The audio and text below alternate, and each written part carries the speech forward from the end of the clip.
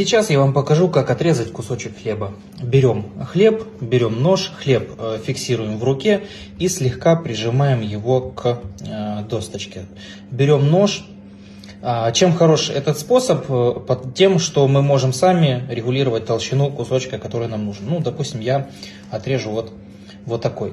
Теперь что делаем? Прижимаем слегка нож к хлебу, нажимаем его вниз и подаем вперед. Раз, два, три. И вот такими движениями отрезаем хлеб. Есть. Кусочек отрезан. И можем дальше с ним делать все, что мы хотим с ним сделать. Надеюсь, видео было для вас полезно. Пользуйтесь.